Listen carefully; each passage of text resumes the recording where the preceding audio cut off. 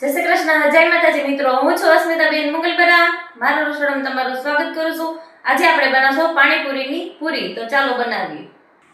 આપણે પાણીપુરીની પૂરી બનાવવા માટે મેં રવો લીધો છે, એક વાટકી પાણી લીધું છે. હવે આપણે રવાને ચાળી લઈશું.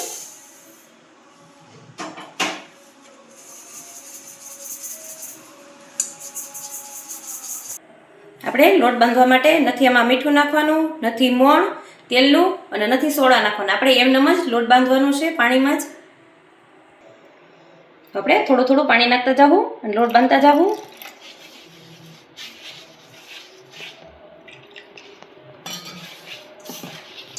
આપણે થોડું થોડું પાણી નાખીને લોટ બાંધશું. આપણે લોટ બંધાઈ ગયો છે. મીઠું નાખશો તો પાણી મૂકશે તો લોટ પણ ઢીલો થઈ જાય અને ક્રિસ્પી નહીં બને.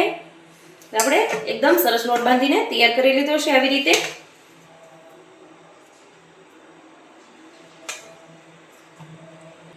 આપણે એક ડબ્બો લીધો છે, એમાં આપણે લોટ બાંધેલો છે એ નાખીને પેક કરી દેશું અને 15 મિનિટ માટે આપણે રહેવા દેશું, સુકાઈ નહીં એટલે. આપણે 15 મિનિટ થઈ ગઈ છે. હવે આપણે કાઢી લેશું.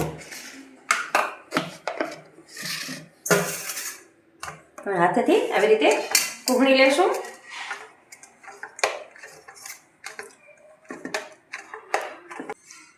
એકદમ સોફ્ટ થઈ ગયો છે અને થોડો ફૂલી પણ ગયો છે આપણો લોટ. આપણે પૂરી વણવા માટે આવી રીતે એક મીડિયમ સાઈઝનો રવો લઈ લેશું અને આવી રીતે આપણે પતલું પતલું કરી લેશું.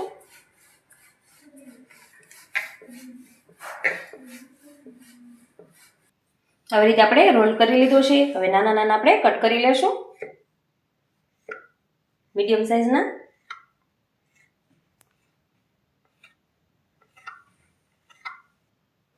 આપણે ગોળ ગોળ આવી રીતે બોલ્સ કરીને આમાં સીધા આપણે નાખતા જાવું ડબ્બામાં જ, સુકાઈ નહીં એટલે.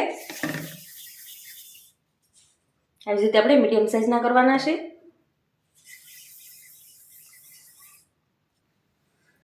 આપણે મીડિયમ સાઈઝના વેંડા કરી લીધા છે. હવે આપણે ડબ્બામાં પેક કરીને મૂકી દઈશું, સુકાઈ નહીં એટલે. આપણે બીજી રીતે બનાવશું. આવી રીતે આપણે મોટું ગોરીંડું લઈ લીધું છે અને રોટલીની ગોળીને આપણે વણી લેશું.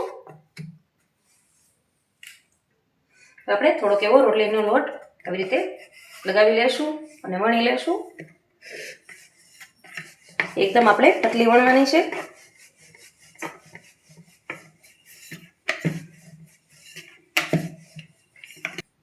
આપણે વણી લીધી છે. હવે આપણે ચેક કરવું હોય કેવી આપણે મીડિયમ સાઈઝ રાખવાની છે. તો આપણે એવો રૂપિયાનો સિક્કો લીધો છે, આવી રીતે ચેક કરી લેશું અને ધારો ધાર રહે એવી રીતે આપણે વણવાનું છે. આપણે રોટલીની ગોળે વણી લીધું છે અને આવી રીતે એક ઢાંકણું લીધું છે. આવી રીતે કરીને આપણે પૂરી કરી લેશું.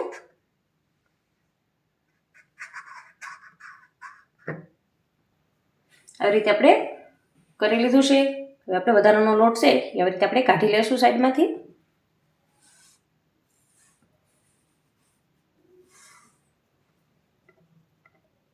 આપણે ફૂંકવા માટે આવડું કોટનનું કપડું લીધું છે, એને આપણે ભીનું કરી લેશું અને આવી રીતે આપણે નીચવી લેશું. સહેજ ભીનું હોય એવું આપણે રાખવાનું છે અને આવી રીતે આપણે પાથરી દેશું.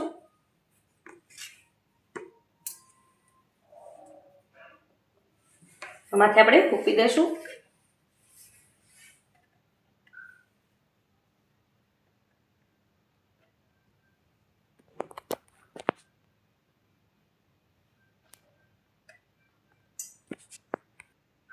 આપણે ડબ્બામાં પેક કરીને રાખ્યું હતું. હવે વણી લેશું આપણે.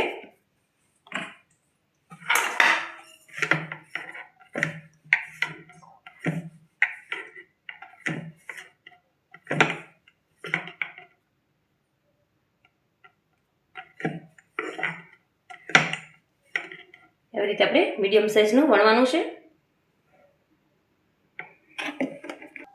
આપણે બધી પૂરી વણી લીધી છે અને આપણે બીજું કોટનનું કપડું લીધું છે ને એવું તે આપણે પાણીમાં પલાળીને એકદમ નીચવી નાખશું.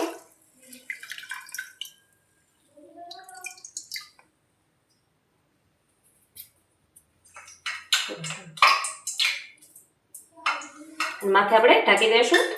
જેમ આપણે વણતા જાવું આવી રીતે આપણે ભીના કપડામાં જ રાખવાનું છે, તો જ ખુલશે. આપણે બીજી પણ વણીને આવી રીતે આપણે કરી લીધી છે અને કોટનનું કપડું લઈને આપણે ભીનું કરીને રાખી દીધું હતું. આપણે એને પણ ઢાંકી દઈશું.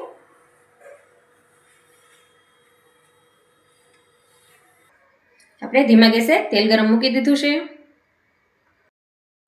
આપણે એકદમ તેલ આવી ગયું છે અને આપણે પૂરી લીધી છે. આપણે ભીની સાઈડ છે એ બાજુ આપણે નાખવાની છે અને ફટાફટ નાખવા માંડવાની છે અને ઝારાની મદદથી આવી રીતે આપણે દબાવશું એટલે ફટાફટ ફૂલી જાય.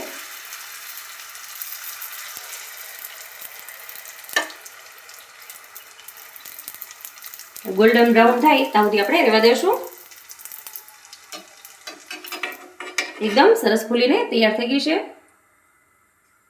બીજી પણ એવી રીતે આપણે તળી લેશું.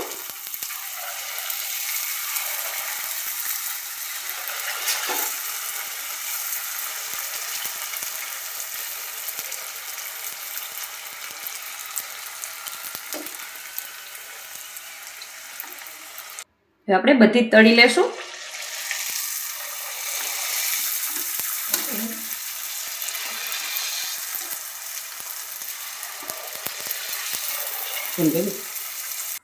એવી જ રીતે આપણે બધી તળી લેશું.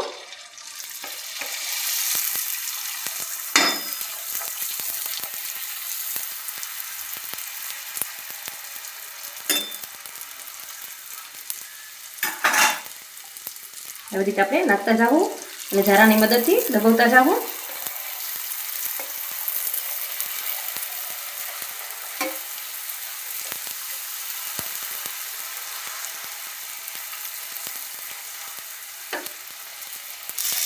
એવી રીતે આપણે બધી તળી લેશું.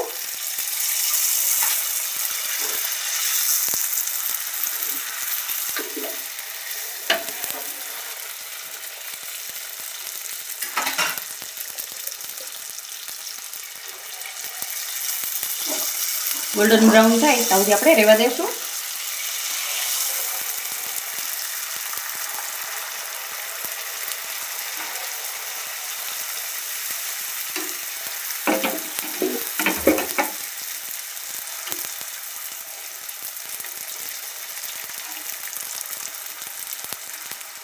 આપણી બધી પૂરી બનીને તૈયાર થઈ ગઈ છે. એકદમ ક્રિસ્પી જેવી તૈયાર થઈ છે. આપણે બજારમાં મળે તેવી જ પૂરી બનીને તૈયાર થઈ ગઈ છે. જોઈ શકો છો એકદમ ક્રિસ્પી બનીને તૈયાર થઈ છે. એકદમ ક્રિસ્પી તૈયાર થઈ છે. બજારમાં મળે તેવી તમારે પૂરી બનીને તૈયાર કરવી હોય તો લોટ બાંધવામાં આપણે મીઠું કે મોણ નાખવાનું નથી સોડા નાખવાના. અને બીજી ટિપ્સ એ કે આપણે લોટ બાંધવામાં ગરમ પાણીનો ઉપયોગ નથી કરવાનો અને લોટ બંધાઈ જાય અને પછી આપણે 15 થી 20 મિનિટ માટે ઢાંકીને રાખી દેવાનું છે ડબ્બામાં પેક કરી. અને કાં તમે કોટનનું કપડું ભીનું હોય ને ઢાંકીને રાખી દો તોય ચાલે. અને તળવાની તૈયારી હોય આપણે વણીને પછી કોટનનું કપડું ભીનું કરી એવી રીતે જ રાખવાનું છે. અને બનાવીને તરત આપણે ભીનું કપડું કોટનનું છે એ ઢાંકી દેવાનું છે એટલે એકદમ બજારમાં મળે તેવી જ બનીને તૈયાર થશે. અને તળવા માટે એકદમ ફૂલ તેલ ગરમ હોય એવું આપણે રાખવાનું છે એટલે તરત તેલમાં નાખ્યા ભેગી જ બહાર આવી જાય ઉપર.